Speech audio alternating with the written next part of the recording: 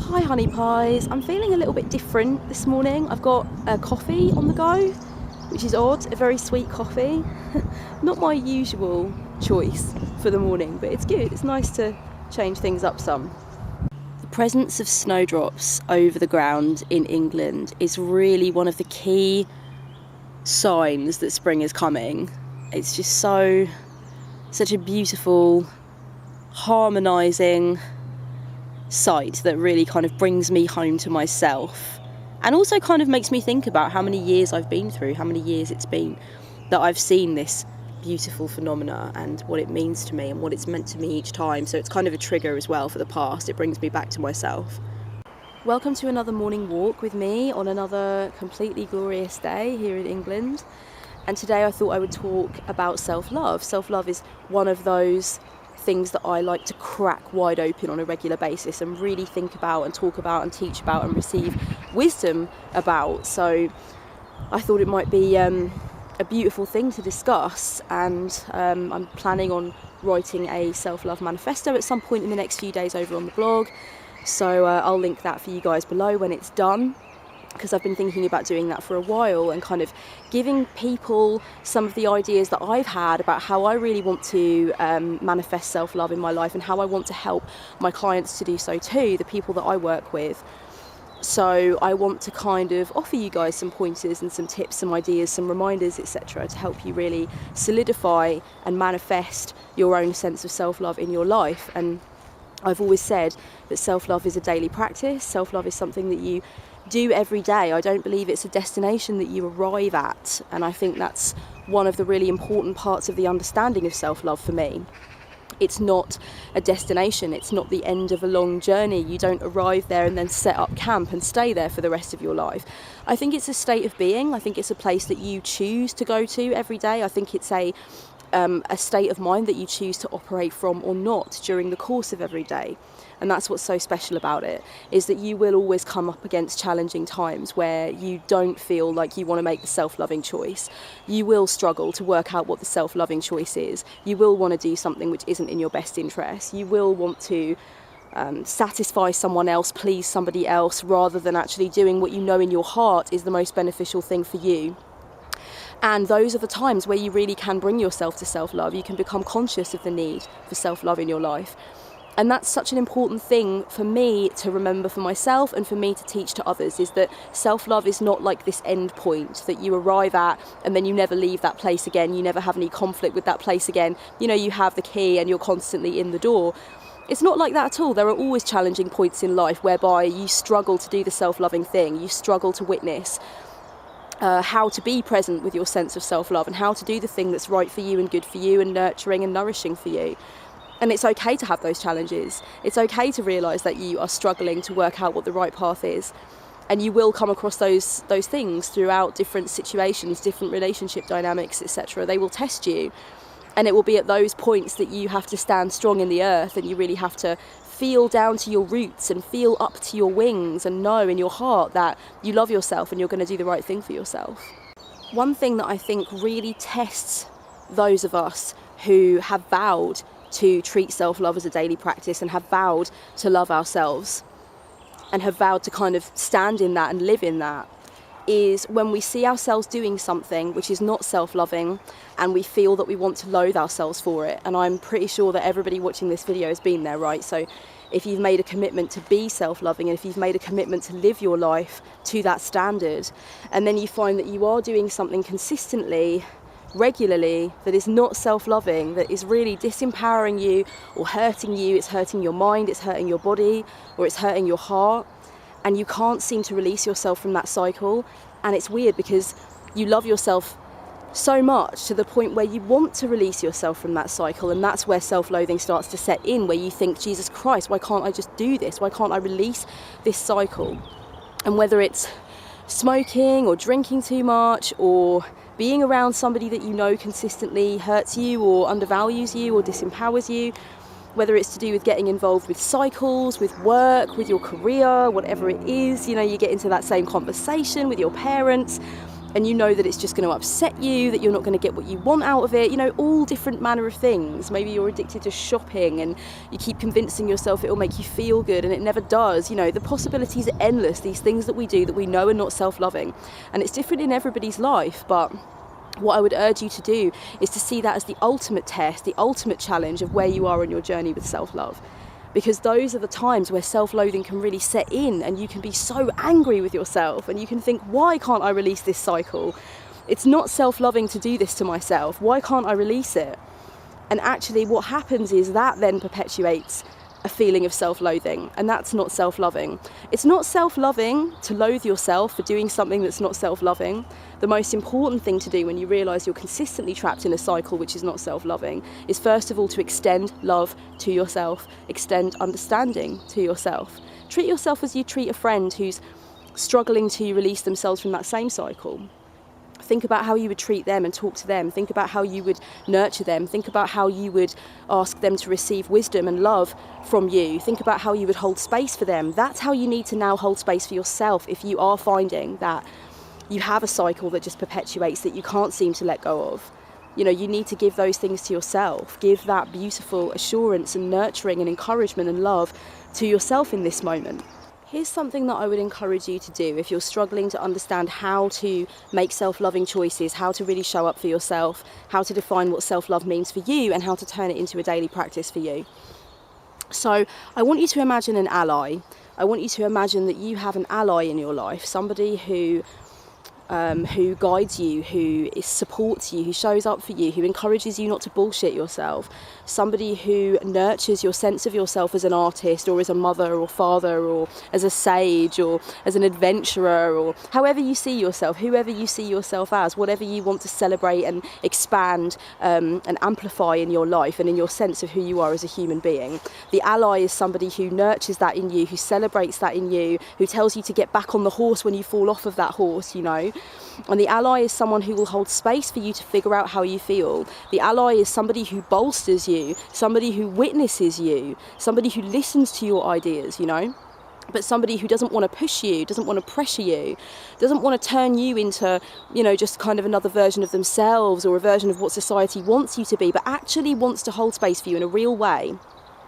I want you to imagine how this ally would show up for you in your life. You know, imagine somebody that you really would want around, kind of like a fairy godmother or the genie in the bottle, but somebody who really has that strength and that nurturing, that wisdom to kind of just put you in your place when you need it, open up the possibilities and expand the horizons when you need it, stop you from BSing yourself and sidelining yourself and, you know, nurturing your blind spots when you need it. You know, it stops you from cancelling out, stops you from checking out of your own life, actually puts you in touch with who you are in your own life.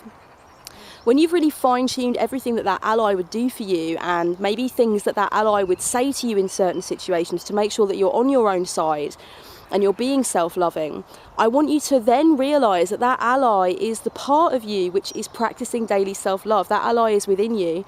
You can create and nurture, cultivate that ally within you. You don't need anyone else to do that for you. You can do that for yourself. You can bona fide, genuinely do that for yourself. I want you to really connect with the archetype of the inner ally, if you possibly can. You know, really get clear, crystallise your vision of what the ally means. What's the energy of the ally? What happens to change a situation for the better when the ally comes into the mix, when the ally actually shows up? Awaken that archetype within you, because that archetype is a part of you. You can show up. You can be your own best friend. You can be your own ally. You can be your own cheerleader. You can be your own advisor, your own sage, your own wise man or woman. All of these archetypes are within, and I guess sometimes I think we need to kind of wrap them all up together in a ball and just call it the inner ally. You know, and when you really stand in the practice of daily self-love, you can call upon that inner ally. And you don't need to feel that you need to go and look outside of yourself for it. And you don't need to feel that you have elected somebody else in your life to be the ally. And maybe they've fallen short, and maybe you're upset with them. Maybe you're disappointed in them. Maybe you're angry with them. And maybe you've allowed the fact that they've fallen short and haven't given you what you needed to convince you that you're not worthy. But actually, they were never meant to be your ally. You have an inner ally. You have an inner strength. You have an inner source of self-love, which is always yours, which will never abandon you, you know, because it's self-perpetuating. It feeds itself. itself, it nurtures itself, it sustains itself, it's within you right up until the moment you die. So I just want to encourage you to nurture your inner ally, find it, cultivate it, learn the triggers to actually bring it into being. Realise that you're never without it, you know. You don't have to look for somebody else to fulfil that part of yourself. That part of yourself is within. One of the biggest issues that I consistently see when people are struggling to really stand in the energy of self-love and live it and manifest it on a daily fucking basis is speaking your truth, speaking your mind, standing your ground on something, being assertive, saying what it is that you really need to say. And the reason for that is because in a lot of ways we're pack animals, we have that pack mentality. We convince ourselves that our position is dependent upon everyone else's position, and other people's opinions of us kind of affect our position.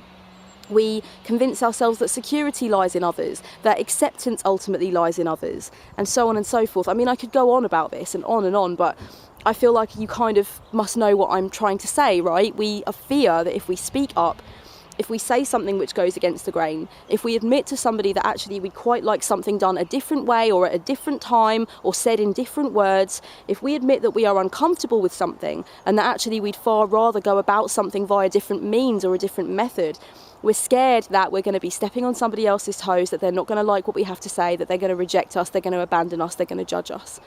And that's scary. That's scary. But it's a chicken and egg thing, you know. What comes first, the assertiveness or the self-love? Like, do you have to assert yourself and stand your ground to realise that you really love yourself and you are standing in your own power? Or is it the other way around? Do you have to feel self-love before you can really assert? And I think a lot of people do discover great resources, great reams, great vestiges of inner power within themselves and beauty within themselves when they start to speak up. And suddenly they're like, whoa, I never knew I had that in me. That was just so beautiful. You know, I am a beautiful being. I actually said how I felt and I wasn't aggressive and I wasn't trying to push anyone to do what I wanted them to do. I was just literally talking for myself, claiming my little piece of ground, saying, no, I don't want to do it that way. And maybe you do and that's fine, but I don't. And there's a lot of beauty and a lot of power and a lot of wonder to be discovered when you actually do that. By the same token, some people just really struggle to assert themselves. They struggle to stand their ground. They struggle to see how they are permitted to do that, how they're actually allowed to do that, particularly if they've come from a set of family dynamics which have really been very much against the process of giving them their own ground to stand on. So that can be difficult, and sometimes you do have to nurture self-love first, and you do that through simple things like self-care, for example, taking a look at how much you actually care for yourself, even only on a physical basis, you know.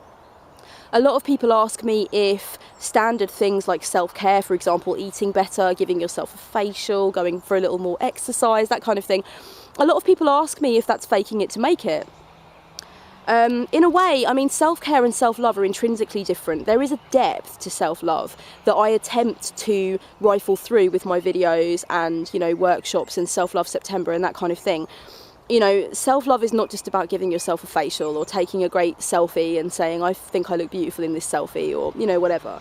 It's not just about that, of course. It's deep, and it goes right to the heart of who you are in your personality, the messages you were raised with in childhood, what you might need to release before you can ultimately receive that sense of deep self-love, of course. But self-care is part of it. You can actually start by taking tiny, tiny steps in the right direction. And that is a lot to do with things like implementing a practice of self-care if you don't usually do that. You know, it is a lot to do with those things. And those things can be very exciting, and those things can lead you through a doorway towards recognising what self-love can do for you. So I often think it's not really about faking it till you make it so much as it is faithing it till you make it and going through the motions. You know, actually, when you wake up in the morning and you do something in the realm of self-care, for example, you eat a better breakfast, or you eat breakfast at all, you know, when you normally are too rushed to do it and then you feel hungry by 11:30 and you're like sat at the desk in your office or at school or wherever you are thinking, why didn't I eat breakfast? Or you go to bed really, really late, or you always reply to that person who only ever seems to want to use you and then undervalue you.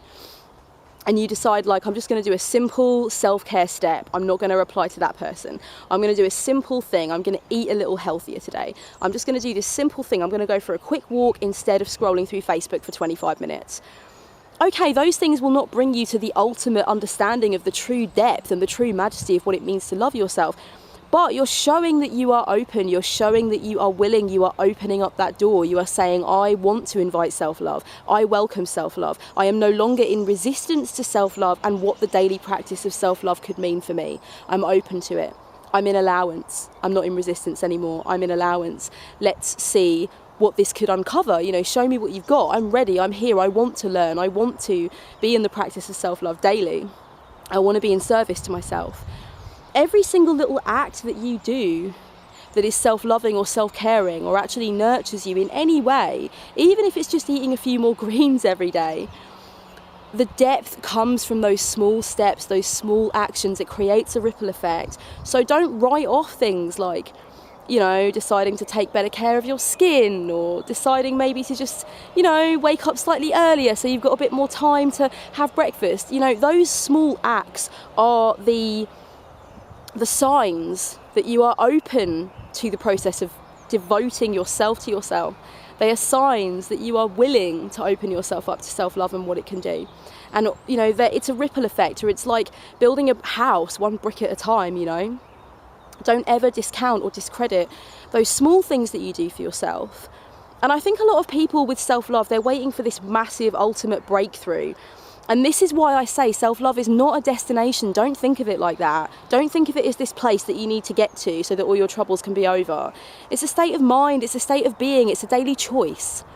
So if you are waiting for that kind of thundercrack of illumination where everything slots into place, if you feel like doing little things for yourself every day to kind of improve your relationship with yourself, to improve your relationship with your body, to improve your relationships with others so that they value you more and empower you more, if you feel like those small steps are not getting you where you want to go with self-love, then you might be missing the point entirely. You might be waiting for that thundercrack.